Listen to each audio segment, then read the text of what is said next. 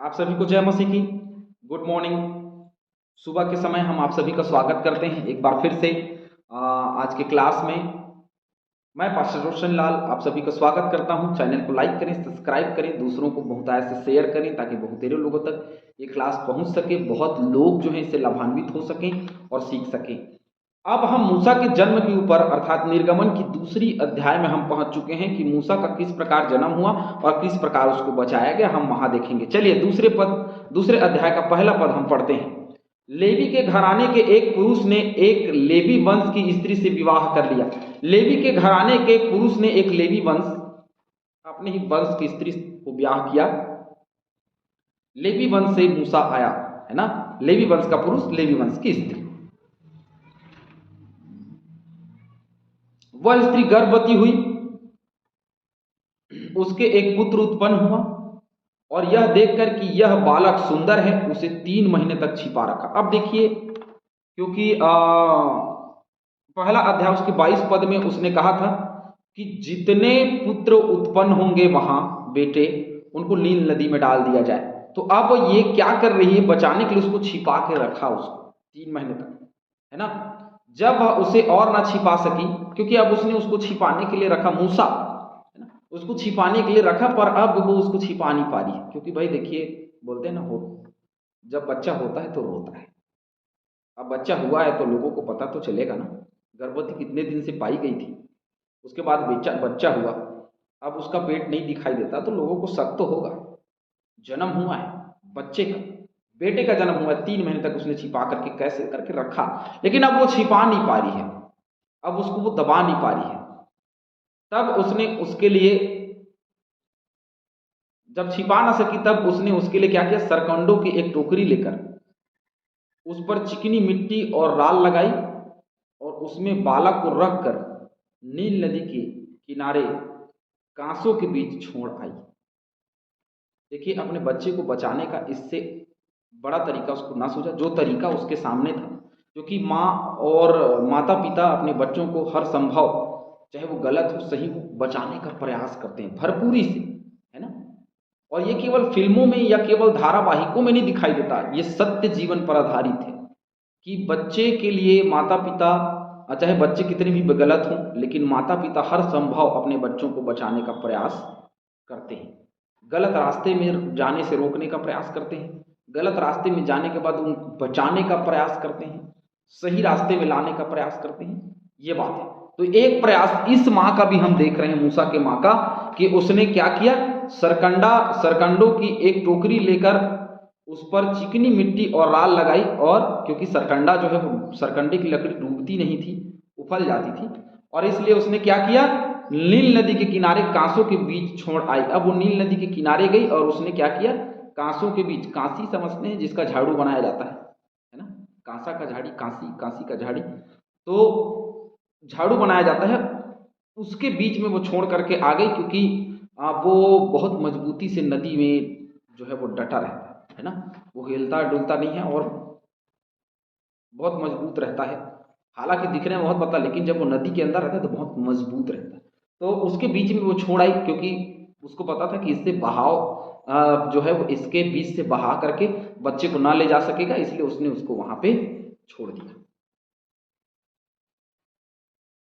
यशायाह 18 का 2 निकालेंगे मेरे साथ में।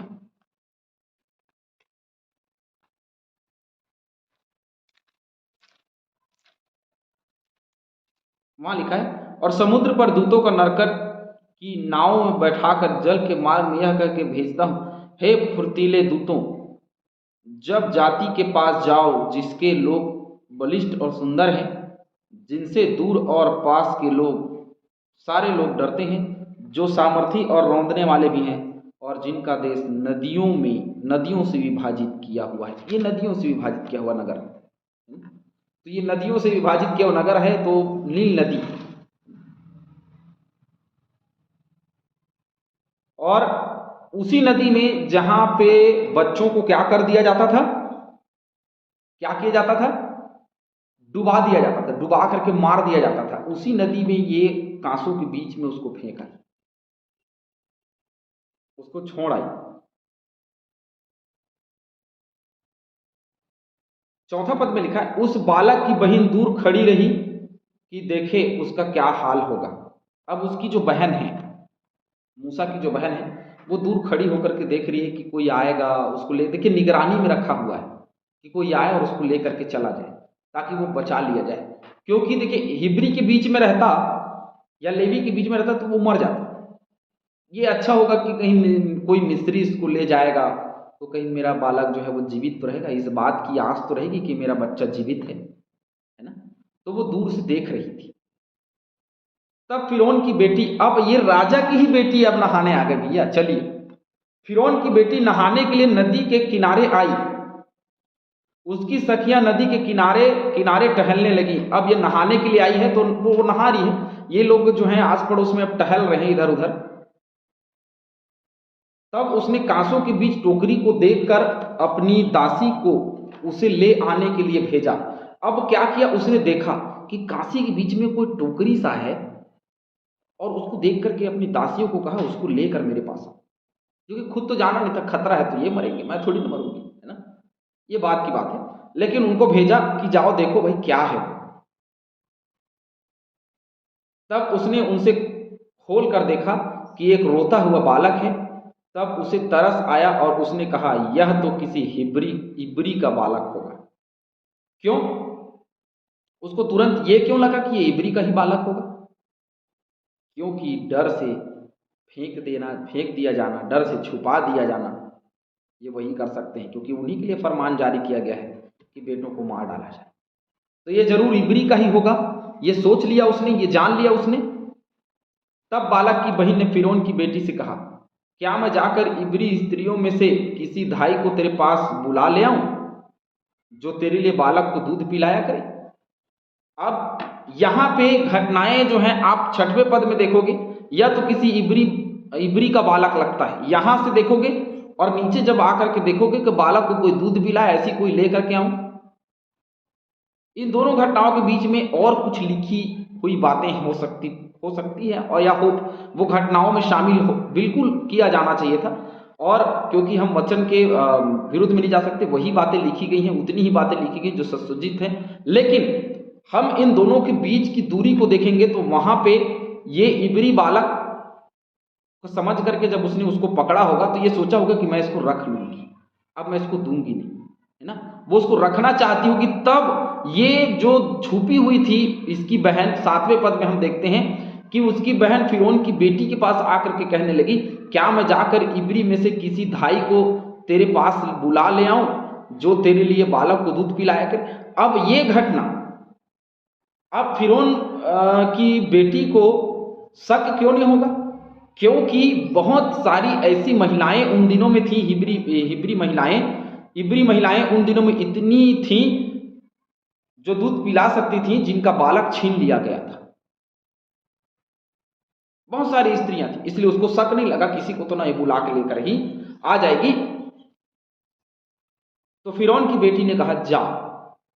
तब लड़की जाकर बालक की माता को बुला ले आई, मतलब अपनी मां को बुला ले आई कि वो उसको दूध पिलाया करे।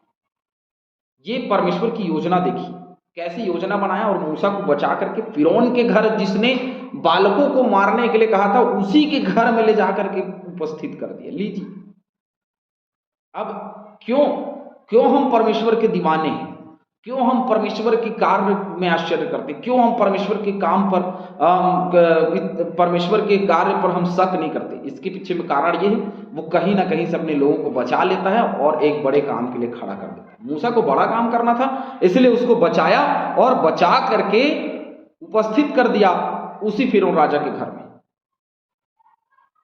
अब देखते हैं आगे क्या लिखा है। फिरौन की बेटी ने उससे कहा, तू इस बालक को ले जाकर मेरे लिए दूध पिलाया कर और मैं तुझे मजदूरी दूंगी। तब वह स्त्री बालक को ले जाकर दूध पिलाने लगी। अब वही स्त्री जिसकी वो माता है, जिसका वो बेटा है, वो दूध पिलाने के लिए लगाई गई और उसको दूध पिलाने लगी और उसको पैसे भी मिलने लगे। अपने बेटे को दूध पिला रही, अपने बेटे को बचा लिया उसने।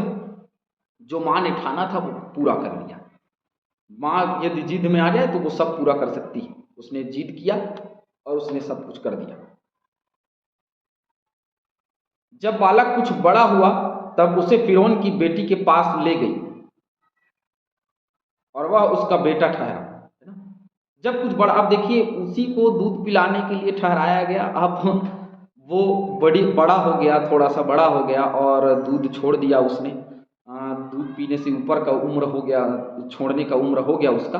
तब वो उसको, उस बालक को फिरौन की बेटी के पास ले गई, और ताकि वो इसलिए लेकर गई कि उसका बेटा ठहरे या उसका बेटा कहलाए।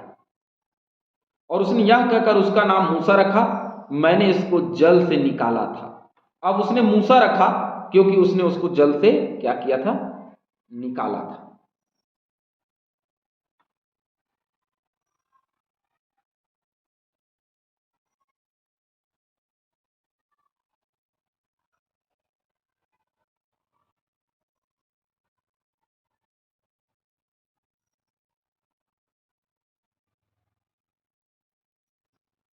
देखिए मूसा का जो जन्म है, पहले तो उसका जन्म हुआ, मृत्यु से बचाव किया गया, उसकी युवावस्था की समस्त घटनाएं परमेश्वर के निर्देश में थी, उसके साथ में थी, ताकि वह इज़राइल को दासत्व से छुड़ाए। ये एक बड़े योजना में शामिल व्यक्ति का काम।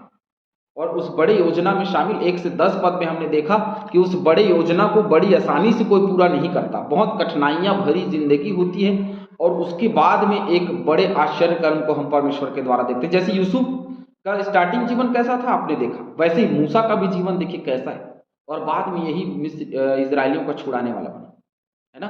तो अभी हम देखते हैं कि कैसे वो बालक के रूप में गया और उसका नाम मूसा रख दिया गया, है ना।